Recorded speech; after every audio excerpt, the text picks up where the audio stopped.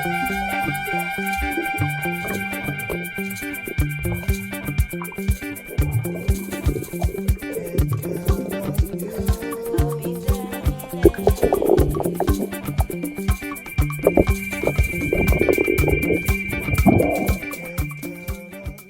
the past 5 years, I've played underwater hockey, and I can confidently say it's the most interesting and fun sport I've ever played.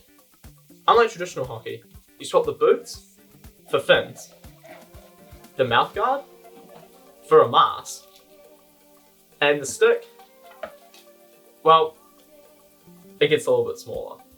Now let's roll it back a bit.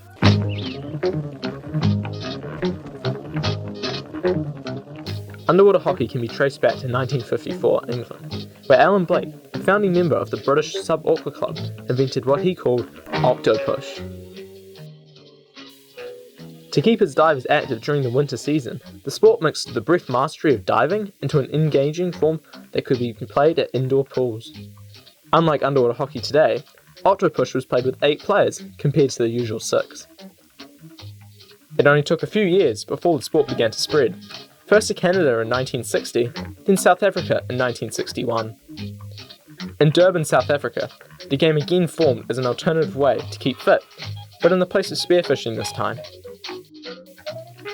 The game went from Canada to Australia, predominantly by Norm Lieber, an unconventional Australian scuba diver who showed off the sport to a Vancouver dive club before bringing the sport over to Australia in 1968. Underwater hockey reached New Zealand a few years prior in 1963. I first started playing almost 14 years ago when I first got to high school, and I've been involved coaching the sport probably about the last 8 years. How do you feel underwater hockey differs from other sports?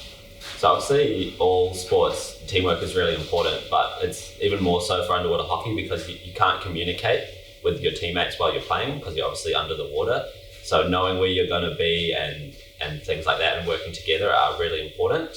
You can't just have 1 or 2 people that do all the work because no one, no matter how good they are, can't hold their breath for the whole game. What sports do you play, Henry? I play soccer, netball, cricket. Do you think underwater hockey was different to those? I thought that it was hard. It was actually quite easy, but it was quite different to things that I've done. Underwater hockey players use a variety of skills to move and control the puck underwater. While the puck weighs around 1.4 kilograms, its smooth exterior combined with the water allows it to be moved quickly.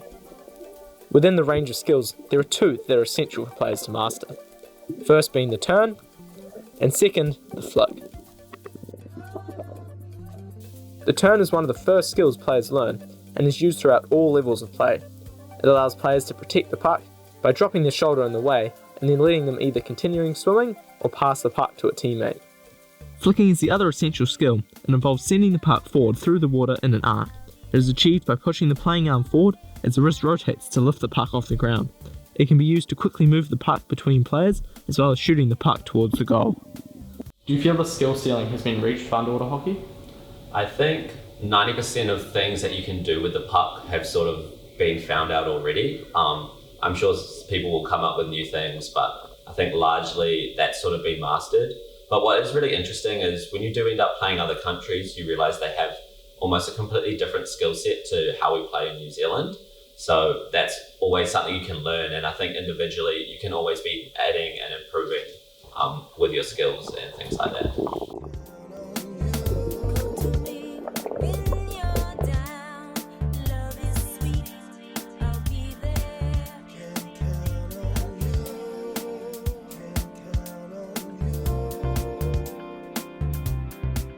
Have you met many people through underwater hockey? Yeah, definitely. I think it is a really, really social sport, mostly because it's a small community, but there is a good opportunity for also making international friends as well as local friends. So that's really fun.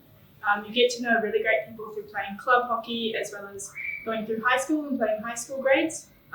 So yeah, it's a really social sport and you make loads of friends. The community is very welcoming. Basically anyone can turn up to a club night and people would take you on board and teach you how to play and stuff like that. So it's a great social sport as well as being highly competitive at the top end as well.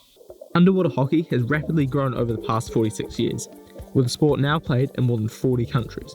It was showcased for the first time in 2019 at the Southeast Asia Games by the Philippines.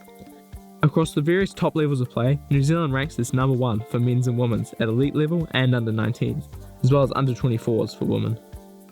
Do you think more people should give underwater hockey a go? Yes, they should. It's quite challenging, but very fun.